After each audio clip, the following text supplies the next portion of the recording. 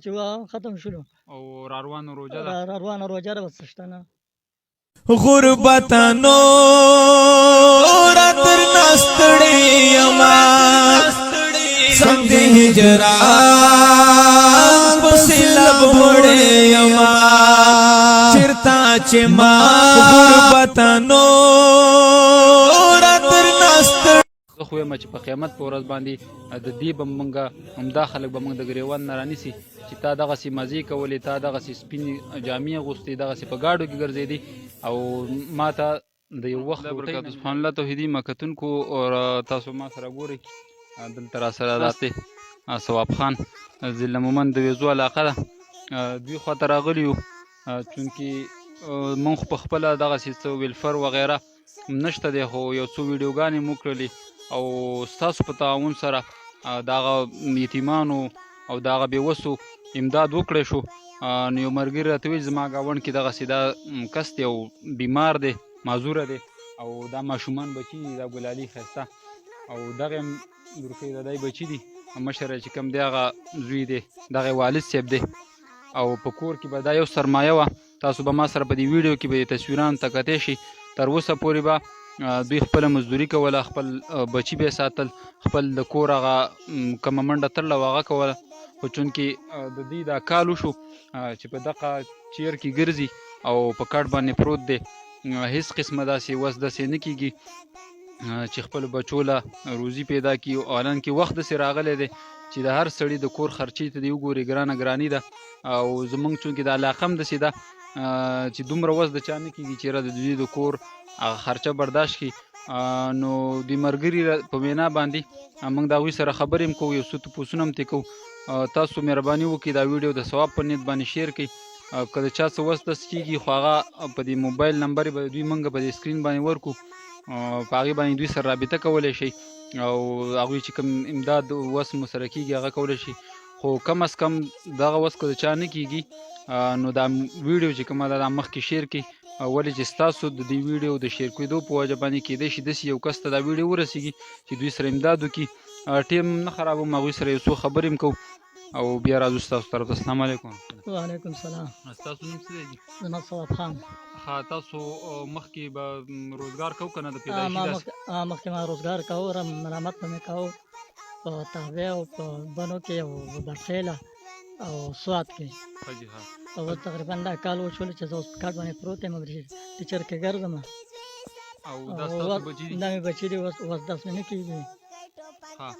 نو ستاسو نور مشران بچي چې کوم دي هغوی د کار روزګار هغه د کار روزګار والا نشته دی که نه. مشر زوی ستاسو کوم زما مشر زوی نه هغه دی.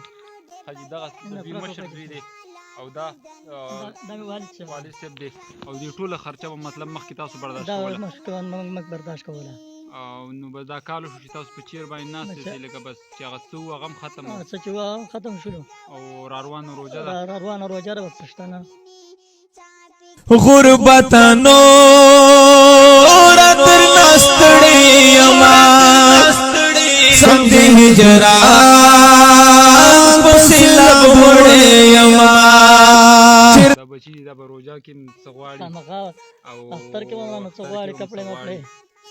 بس الله دې رحم کړي. ستاسو نوم دی بچیه؟ امنه. امنه.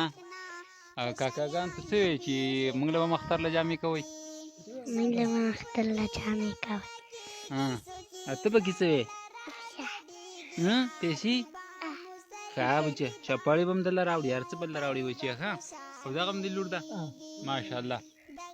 بچیه تاسو سره امداد وکړي او ما له ویډیو وکړله انشاءالله تعالی. او بس داسې وګڼه چې دا هم د یو ورور راغلی دی. کتونکو دغه د دوی بچي دي، هغه مشر زوی دی، دغه والد صاحب دی. تاسو کتی شئ. تاسو که هر سړی په خپله سوچ وکړئ د هر چا د کور خرچه د وړوکي کور خرچه څومره ده، نو سوچ کوئ د دې ماشومانو او د دې ګلالي ماشومانو خرچه. را روانه روژه هم ده، اختر هم دی، چې څومره ما سره فرینډ لیست کې کسان دي زه نومونه نشم اخیستی د هغوی په ویلفر کې د هغوی کوم تنظیمونه هم شته دی د دې دپاره د امداد د خلکو سره امداد کولو دپاره.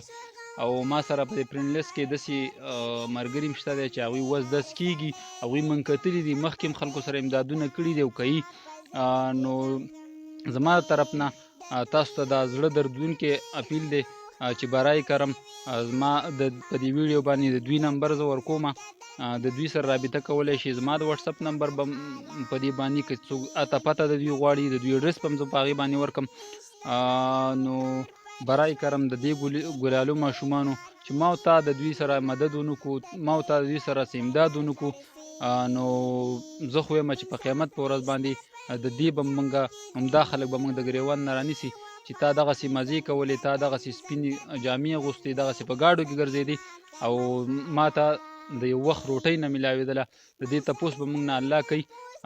نو تاسو ته زما دا درخواست دی، اپیل دی چې برای کرم د دغسې خلکو هر ځای کې چې د دغسې خلکو سره مدد وکړئ او د دوی زندګۍ کې که ستاسو خوشحالي ډیره وي نو کم از کم تاسو لږه خوشحالي وکړئ او دوی ځان سره په هغه خوشحالۍ کې شریک کړئ.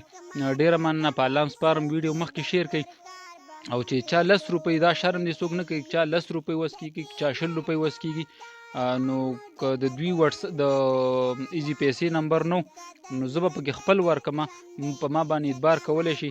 د قیامت د ورځې پورې زه ذمهوار یم انشاءالله تعالی چې تاسو د دوی په نوم باندې پیسې رالیږلې یا نور څه امدادي سامان رالیږلو هغه به دوی ته زه ورسوم. ډېره مننه. الله دې خوشحاله که، خفه کېږه مه. دا وخت زندګي دا پکې راځي، دا امتحانات دي او الله نه په هر ساعت کې شکر کول پکار دی. او دا بچي ګلالي د خدای درکړي دغه به راغټ شي، تر هغې پورې به انشاءالله تعالی زما د خلکو ته اپیل دی او انشاءالله تعالی تاسو سره به امداد کوي. څنګه ته څه وایې څه شی لواله؟ چپاړي بنګړي